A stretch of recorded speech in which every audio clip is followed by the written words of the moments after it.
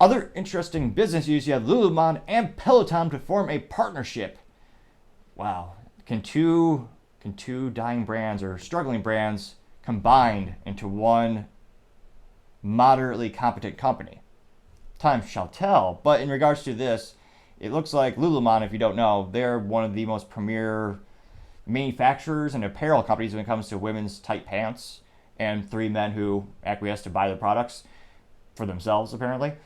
But in all seriousness, they're known for the sheer gym pants, which, oddly enough, people from a cultural perspective, they find it gym appropriate. It basically is skin tight pants that leaves nothing to the imagination. Needless to say, it would not be worn by a JCPenney gal, as us in the South might say. Nevertheless, highly profitable. I can't imagine how much it costs to make those little. They have about maybe a sock's worth of material in them, and they sell it for like $100. So, highly profitable, successful business model in that regard. But it looks like they just struck a 5-year deal that it's going to apparently have Peloton be the sole content provider for Lululemon's exercise app, which, okay, everyone has an app these days, it seems. How much is really needed or necessary, that's another thing in and of itself. And it will also be on Lululemon's soon-to-be discontinued Studio Mirror. Yes, an apparel company made a mirror, as silly as that sounds. Granted, you do have to try to innovate and come out with new ideas. Apparently, it's just if you like your smartphone, make it a lot bigger, make it a mirror so the mirror can tell you how to exercise. A novel idea to be sure, however, not profitable enough for them to continue the idea moving forward. Now, in return, Peloton will start to sell co-branded Lululemon apparel on its website, and some of its instructors will become, well, it's a cliche term to say, but Lululemon brand ambassadors. And this is the first time that Peloton's exercise classes will be available to another company. So now it looks like 13 million people are using the Lululemon exercise app, as crazy as that sounds, and it'll nearly double Peloton's global member count of 7 million active users. So it'll be interesting to see if two brands that have been premium throughout the years, but they've been struggling. Peloton's co-founder actually just left the company, chief product officer, after being there for 12 plus years. Their stock has dropped precipitously like a rock, and they've had so many recalls, it might as well be an automotive company at this point.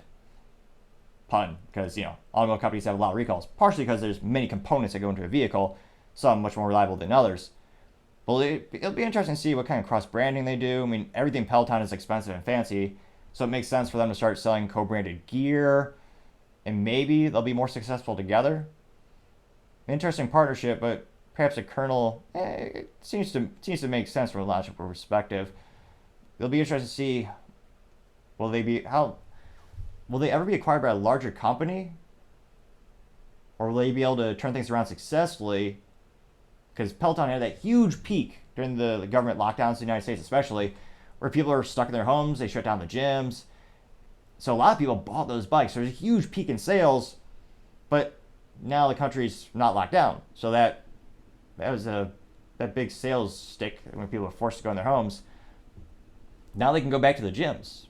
Now they can actually bike outside with a real bike. In some places, they actually made it so you couldn't even do that. As crazy as that might sound, with shutting down public parks.